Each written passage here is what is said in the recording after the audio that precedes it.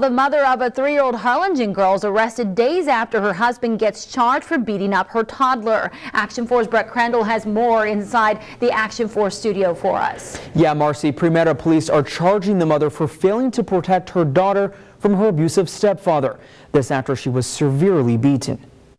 29-year-old Sylvia Cortinas is in tears as she is charged Friday morning with child neglect and endangerment. Her arraignment comes just 3 days after her husband, Adolfo Garza Jr., was charged for severely beating her 3-year-old daughter. During our investigation, we learned that the mom knew and believed that the actor, which is Adolfo Garza, had the tendency of possibly become violent towards the child. And yet she did nothing to avoid ever for him being alone with the child. In knowing that, Police Chief Manuel Trevino says Cortinas left the 3-year-old girl with Garza.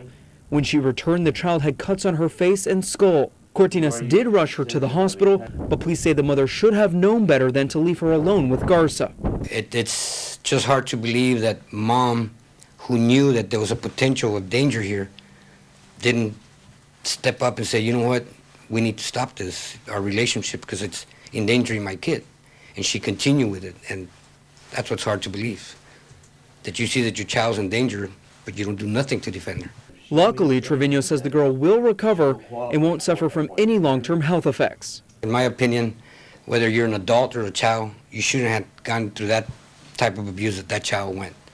Much less a defenseless 3-year-old had to go through that. Cortinas' bond was set at $50,000. Not a U.S. citizen, Cortinas also faces deportation if convicted. Live in the studio, Brett Crandall, Action 4 News.